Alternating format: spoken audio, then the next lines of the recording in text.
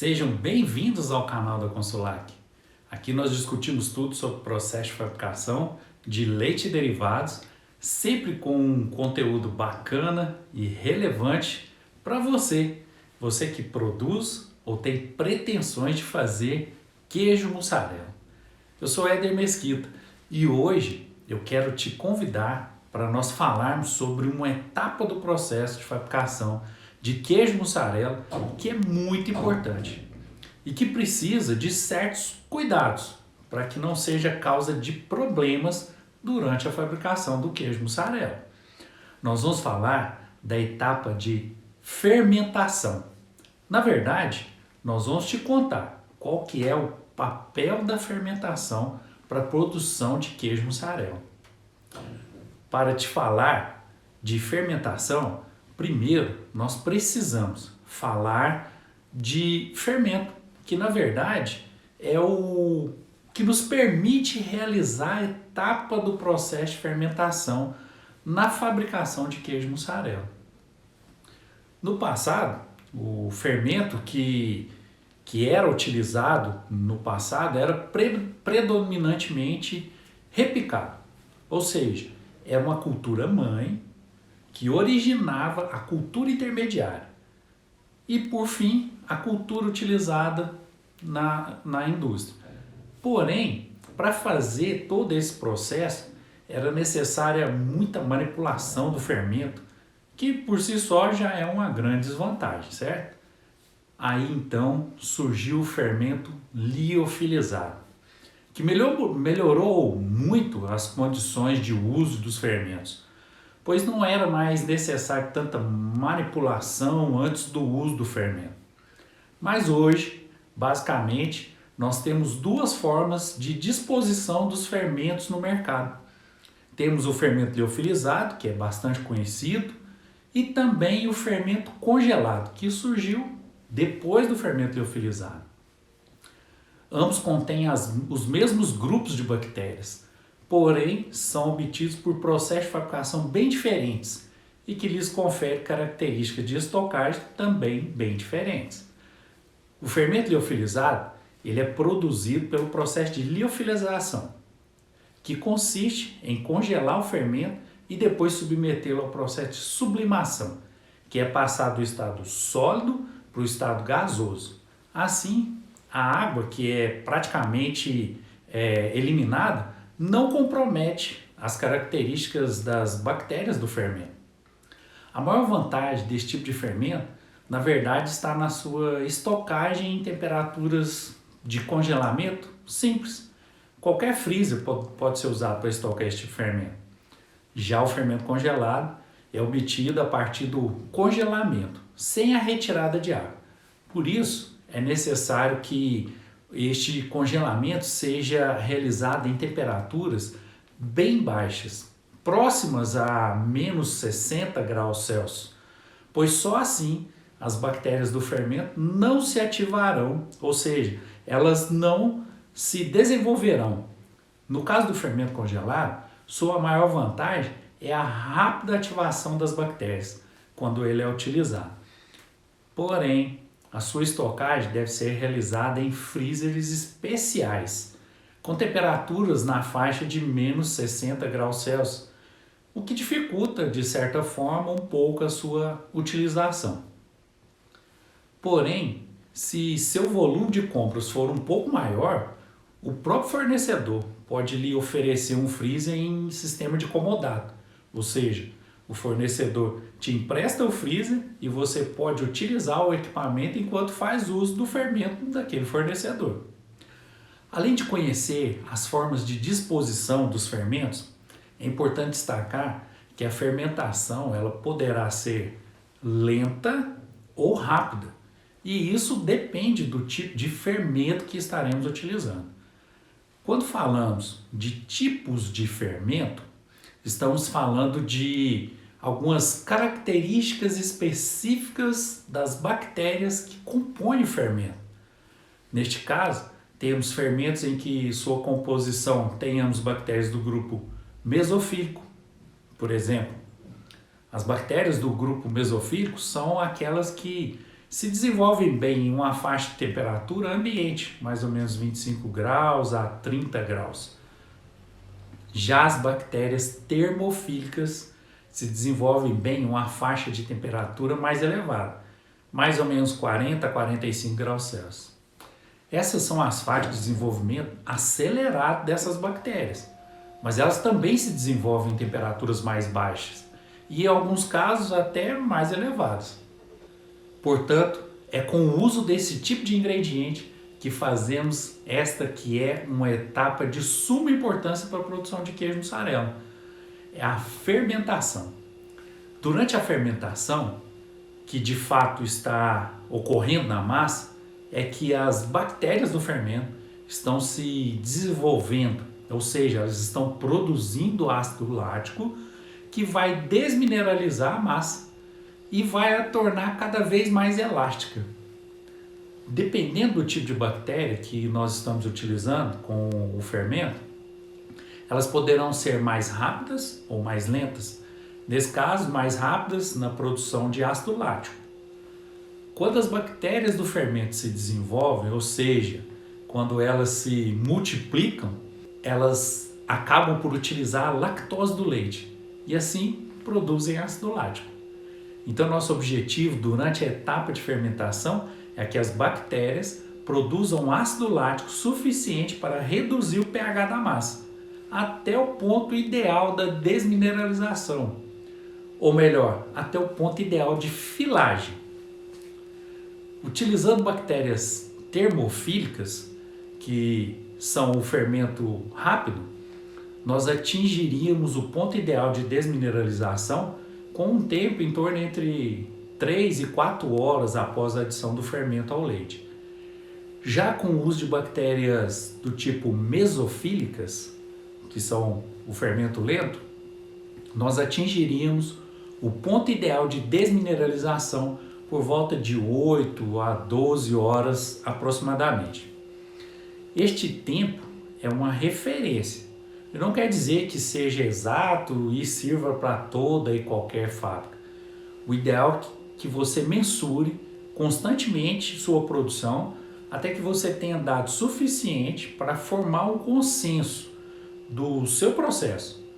Isso é importante, pois só assim você terá condições de perceber quando o seu processo de fermentação está com alguma anormalidade. A anormalidade. Essa palavra com certeza é o que mais tira o sono do queijeiro. A massa não deu ponto, ou a massa passou do ponto. Esse tipo de problema está diretamente ligado ao processo de fermentação e ao fermento que está sendo utilizado. Se sua massa não está dando ponto ou está demorando demasiadamente, com certeza você tem problema nessas etapas. Mas fique tranquilo, isso é possível de resolver. Primeiramente, você deve conferir alguns requisitos que, se não atendidos, com certeza vão provocar esse tipo de problema.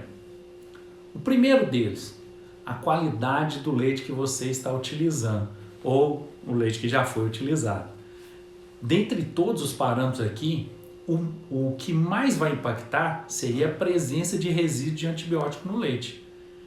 Eu já vi casos de, mesmo se fazendo análise de resíduo de antibióticos, a massa não estava dando ponto. O problema é que a empresa só realizava pesquisa de 2 grupos de antibióticos, beta-lactâmicos e as tetraciclinas.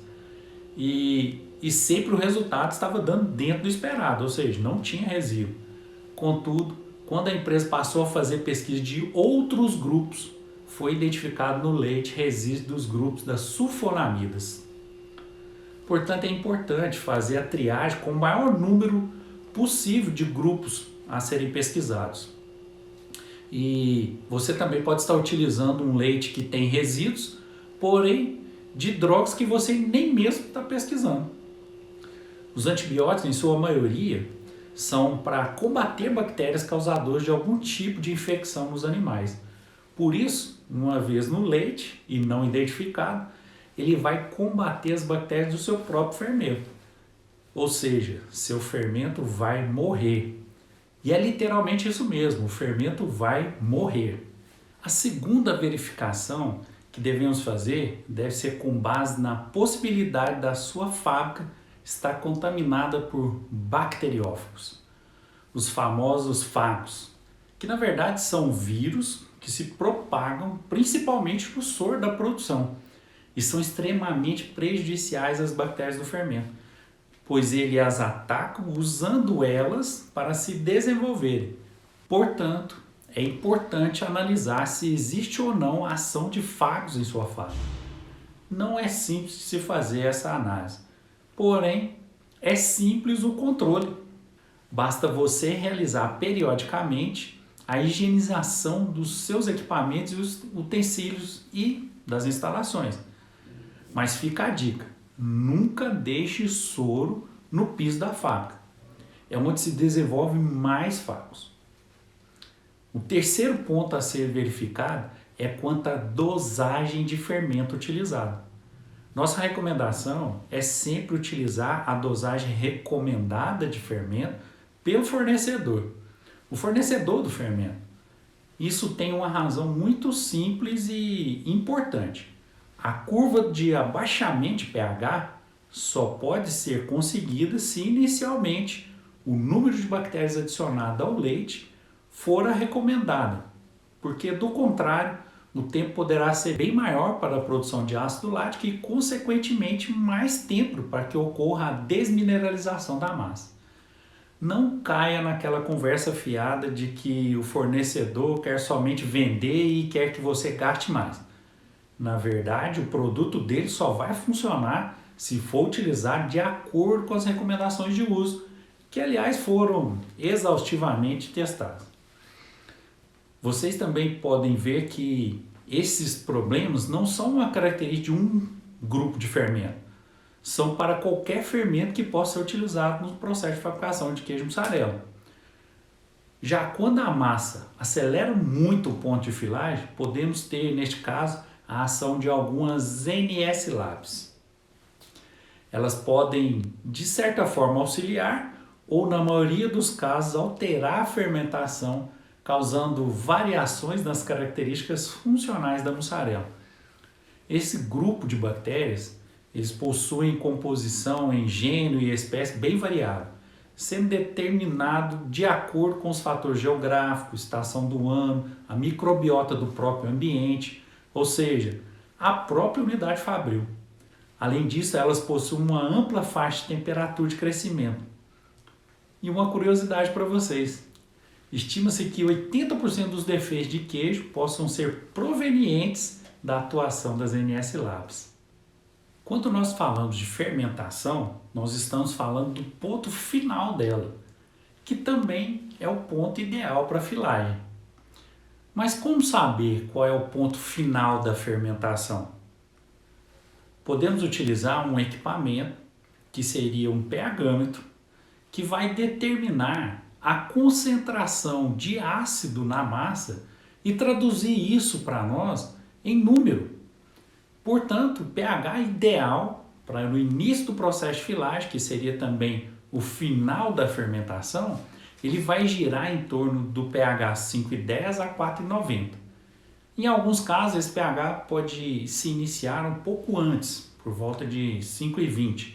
Porém, na maioria dos casos, vai ficar nessa faixa de 5,1 a 4,90. E uma outra forma de se avaliar seria utilizando uma técnica manual, que vai consistir em retirar pequenas fatias da massa, que a gente imagina que já esteja no ponto final, e colocá-las em água quente, entre 70 e 75 graus. E com o auxílio de uma faca, fazer movimentos pressionando essa massa até que ela fique totalmente coesa, ou seja, ela vai ficar homogênea. E depois vamos fazer o esticamento dessa pequena porção de massa, ou seja, puxar em direções diferentes e verificar o resultado. Uma massa, no ponto ideal de filagem, ela estica bastante, estica muito, podendo chegar a mais de 1 metro uma pequena porção de massa. Além disso, ela também vai ficar lisa e brilhante quando ela estiver nesse ponto ideal de filagem, que é o final da fermentação. Esse seria o método mais prático de se determinar o ponto ideal de filagem. Por isso, pessoal, concluindo, eu quero dizer para você que fermentação para o processo de fabricação de queijo mussarela é primordial e ela deve ser atentamente acompanhada. Uma fermentação adequada vai te garantir uma mussarela com excelentes características funcionais. Se você gostou desse vídeo, se o assunto te interessou, se inscreve no canal da Consilac, deixa seu like aqui, porque você vai ficar por dentro de tudo aquilo que nós preparamos para vocês. Meus sinceros agradecimentos a vocês e fiquem atentos, que tem novidade vindo por aí. Tchau, tchau.